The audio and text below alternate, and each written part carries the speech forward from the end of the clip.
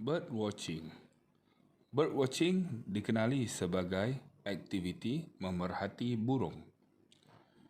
Aktiviti bird watching ini biasanya dijadikan sebagai satu aktiviti rekreasi atau satu bentuk kajian tempatan berkenaan burung dan habitatnya. Bird watcher atau dikenali sebagai pemerhati burung boleh menggunakan mata kasar sahaja untuk memerhatikan burung, iaitu pemerhatian tanpa alatan. Atau pemerhati burung juga boleh menggunakan beberapa peralatan seperti teropong atau teleskop, alatan pengesan bunyi serta kamera jarak jauh dan kamera tertutup. Untuk menjadi seorang pemerhati burung, anda perlu serta dikehendaki mempunyai peralatan yang lengkap ataupun dalam istilah bahasa Inggeris ia digelar sebagai bird watcher gear. Setiap peralatan ini perlu untuk memudahkan segala aktiviti pemerhatian burung serta dapat menjadikan aktiviti memerhati burung ini lebih berkesan serta menyeronokkan. Antara alatan utama yang perlu ada oleh pemerhati burung adalah teropong atau teleskop. Kegunaan teropong jarak jauh serta teleskop ini adalah untuk memerhatikan burung dari jarak yang sangat jauh. Kegunaan teropong ini juga menjadikan pemerhati burung lebih arif dan dapat mengenal pasti habitat serta jenis burung yang diburu. Peralatan seterusnya adalah alatan penangkap suara. Alatan penangkap suara ini berfungsi dari jarak jauh untuk pemerhati burung mengenal pasti bunyi burung atau aktiviti burung yang sedang dicari. Kelebihan alatan ini adalah ia mampu mengesan bunyi burung dengan kadar yang sangat tepat serta jarak yang sangat jauh. Menerusi penangkapan bunyi ini, pemerhati burung dapat mengasingkan pelbagai jenis bunyi burung dan mengenal pasti beberapa jenis burung yang ada di dalam bunyi-bunyi tersebut. Selain itu, fungsi tangkapan bunyi ini juga memudahkan pemerhati burung agar tidak pergi ke arah yang salah apabila mencari burung yang hendak diperhatikan. Alatan seterusnya adalah kamera jarak jauh. Kamera jarak jauh ini sangat penting dalam aktiviti pemerhatian burung. Dengan menggunakan kamera jarak jauh, pemerhati burung dapat menangkap gambar burung dengan lebih berkesan. Hal ini kerana burung yang diperhatikan di dalam hutan ataupun burung-burung liar dapat mengesan kehadiran manusia apabila berhampiran dengan mereka. Tanpa kamera jarak jauh, itu akan menyukarkan untuk seorang pemerhati burung mengambil gambar burung yang diperhatikannya. Menerusi kamera jarak jauh ini juga, kita dapat menghasilkan gambar yang berkualiti tinggi serta paparan gambar yang lebih menarik dan berkesan. Menerusi kamera jarak jauh ini juga, pelbagai jenis gambar burung yang unik serta dapat dimasukkan ke dalam majalah ataupun ditayangkan di dalam televisyen untuk paparan umum. Alatan seterusnya adalah kamera tertutup. Kamera tertutup ini merupakan satu alatan yang kita tinggalkan di bahagian-bahagian hutan tertentu di mana kita telah kenal pasti habitat burung yang kita cari. Berikut di video ini, anak-anak boleh lihat bagaimana menerusi kamera tertutup yang telah dipasangkan di dalam hutan. Sekumpulan pemerhati burung telah pun berjaya menangkap satu video berkaitan seekor burung yang dikenali sebagai the lost pigeon bird. Burung ini dikatakan tidak dapat kelihatan serta gagal dijejaki selama 140 tahun. Menerusi kaedah kamera tertutup ini juga, burung ini telah dapat dikesan dan ditangkap gambarnya serta dapat ditayangkan dan dipaparkan kepada umum keindahan dan kecantikan spesies burung yang sangat unik dan telah hilang selama 140 tahun tanpa jejak.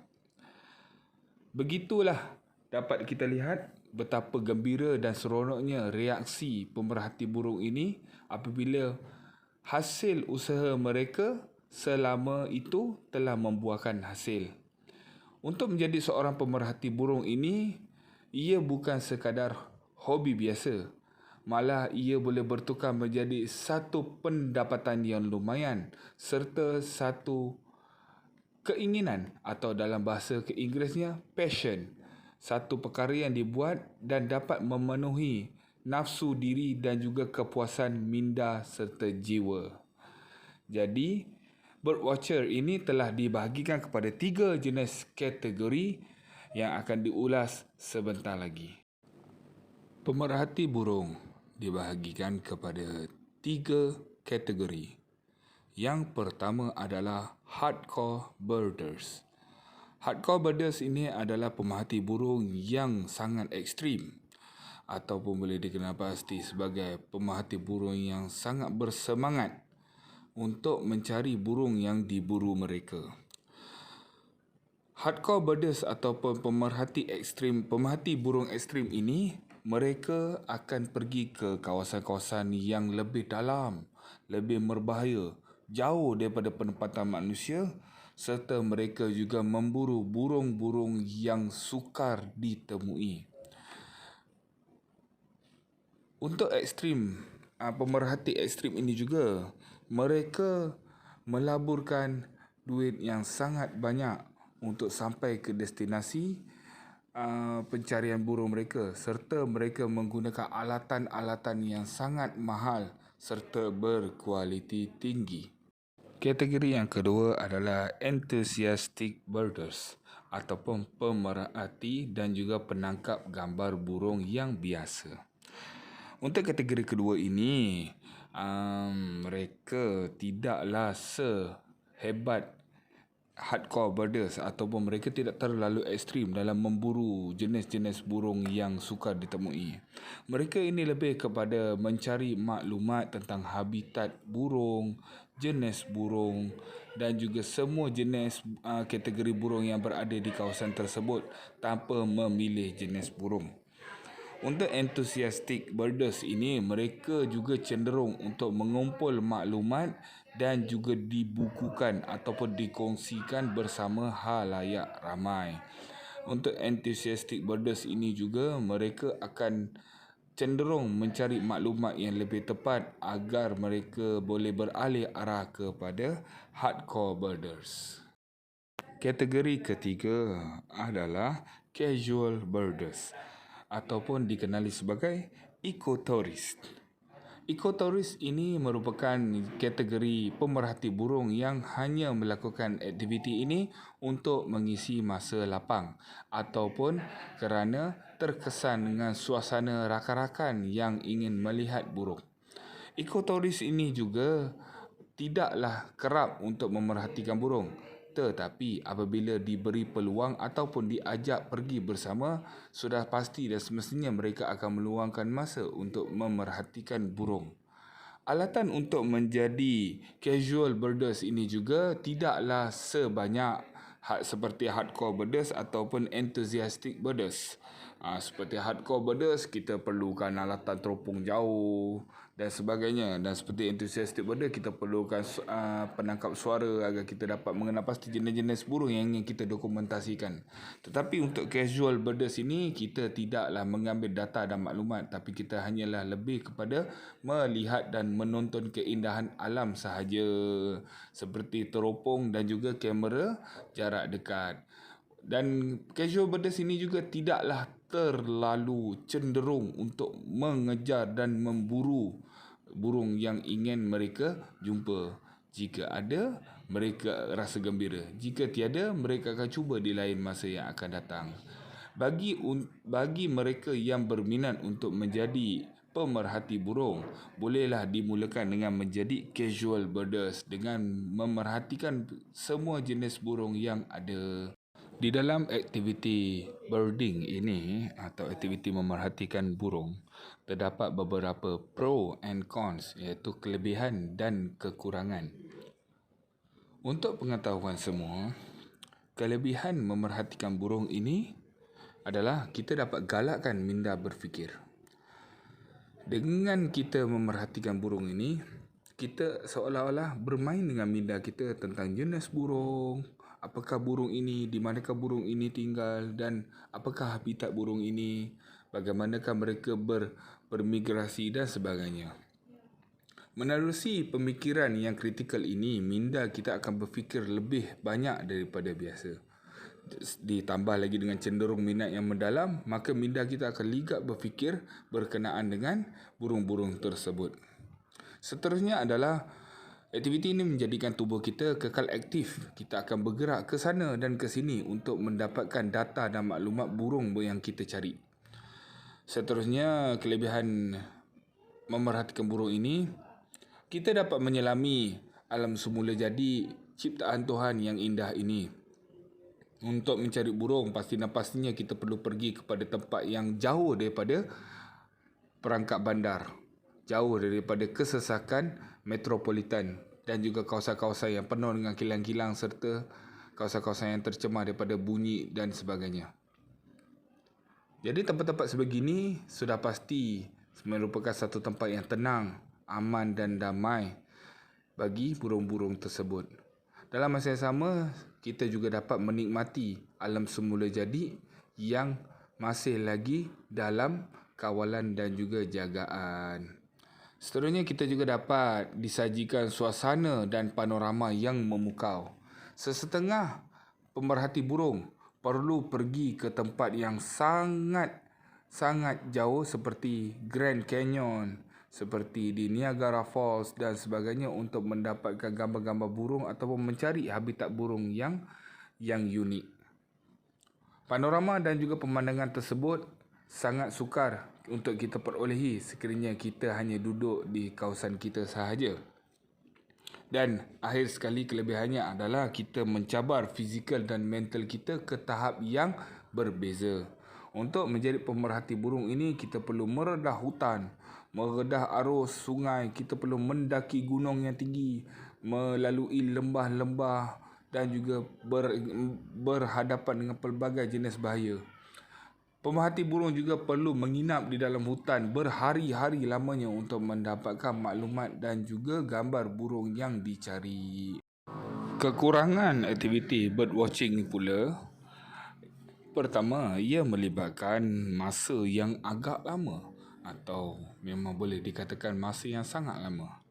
Untuk mendapatkan gambar burung yang unik ataupun kita panggil rare species, burung-burung yang jarang dijumpai, sekurang-kurangnya para pemerhati burung perlu meluangkan masa hampir setahun hingga ke 5 tahun berekspedisi dan meneroka semua tempat hutan, lembah serta gunung ganang yang ada untuk mendapatkan hasil yang memuaskan.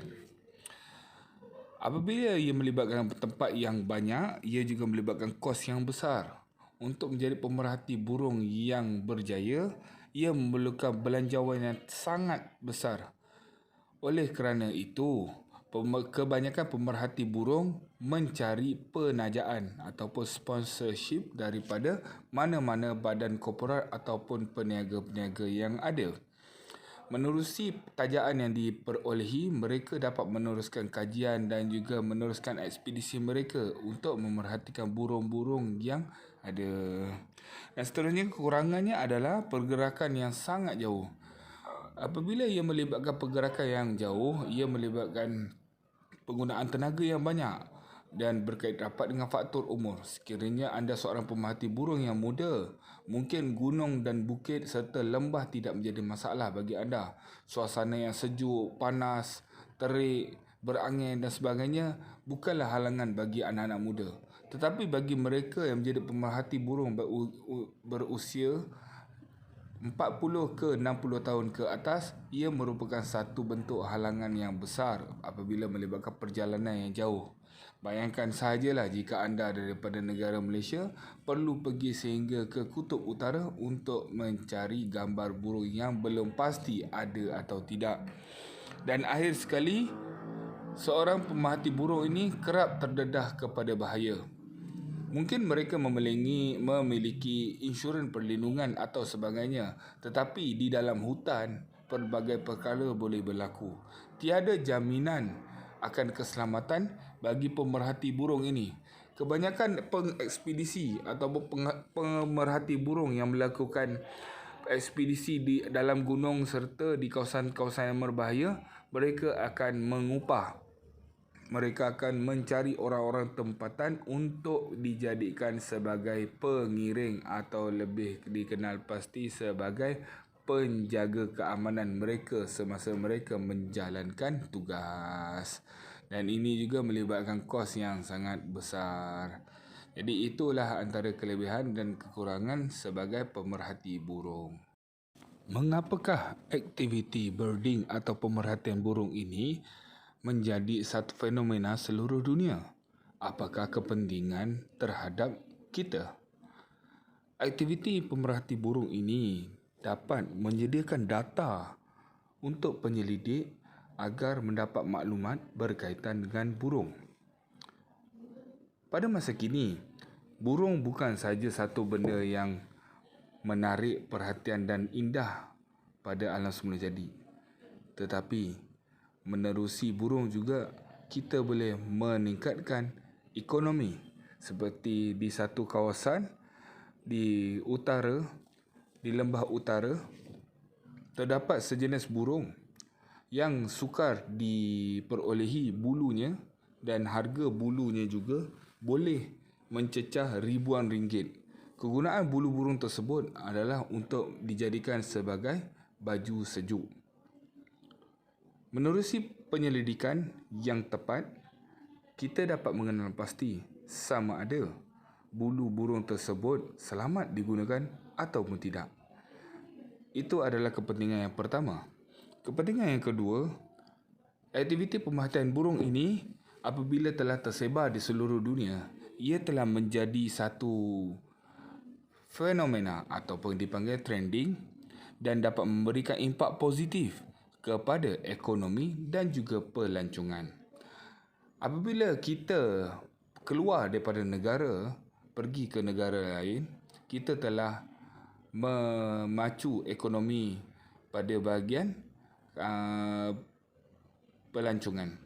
Apabila orang luar negara hadir ke dalam negara kita untuk meneruskan aktiviti pemerhatian burung, mereka telah meningkatkan dan menaikkan taraf sosioekonomi dan juga pelancongan. Seterusnya, yang ketiga adalah kepentingan aktiviti birding ini, ia dapat menghubungkan manusia dengan alam semula jadi. Menerusi aktiviti pemerhatian burung ini, manusia akan lebih menghayati, lebih menghargai alam semula jadi. Dengan gambar-gambar yang diperolehi mereka dan ditayangkan kepada umum serta jadi tatapan kepada semua orang, semua khalayak umum akan sedar bahawa betapa pentingnya alam semula jadi kepada manusia dan juga kepada haiwan seperti burung-burung tersebut. Dan akhir sekali adalah Kepentingan aktiviti birding ini, ia dapat membantu mengurangkan masalah nature deficit disorder. Nature deficit disorder ini telah dikenal pasti pada masa kini yang telah menjangkiti ramai kanak-kanak. Kanak-kanak pada hari ini begitu takut dan begitu gusar apabila menjejakkan kaki ke dalam hutan. Pelbagai bayangan, pelbagai pemikiran yang negatif, ketakutan dan sebagainya menguasai pemikiran anak-anak. Menerusi aktiviti pemerhatian burung, anak-anak akan lebih terpikat untuk menyelami alam semula jadi seperti berada di dalam hutan dan sebagainya, dan menjauhkan diri daripada gadget-gadget serta perkara yang tidak mendatangkan manfaat. Menerusi daripada kepentingan-kepentingan aktiviti birding ini, dapat juga kita tambah dan simpulkan juga kelebihan aktiviti birding ini terlalu banyak. Selain daripada menghayati dan keindahan serta kecantikan burung, kita juga berpeluang meluangkan masa bersama alam yang kini telah jauh daripada kita. Kita juga dapat memuaskan hati dengan dapatan maklumat untuk mendapat data dan kita kumpul data tersebut untuk hasil penyelidikan yang lebih baik. Seterusnya, kita juga dapat satu bentuk keberanian untuk meneroka dan memburu tanpa melakukan kezaliman ataupun pertumpahan darah terhadap mana-mana burung. Maka aktiviti birding ini merupakan satu aktiviti yang mesra alam. Seterusnya, minda kita juga akan bekerja keras untuk mengingat dan menyelesaikan pelbagai masalah.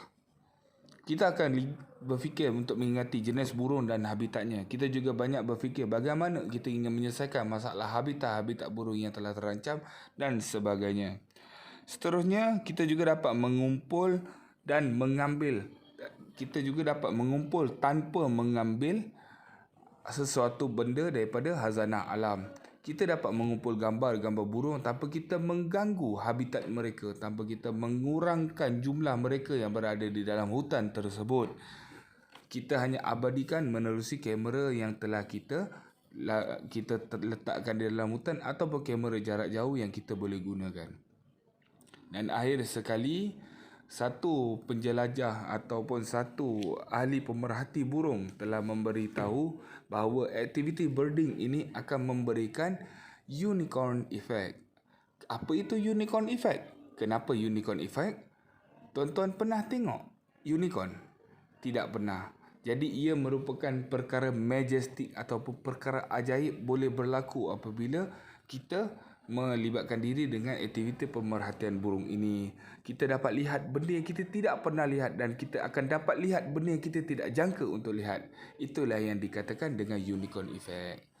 Saya harap dengan serba sedikit pembentangan maklumat berkenaan dengan aktiviti birding ini ataupun bird watching dapat memberi penjelasan yang penuh kepada anak-anak serta menarik minat untuk anak-anak melibatkan diri dalam aktiviti bird watching serta bersemadi bersama alam semula jadi tanpa rasa takut.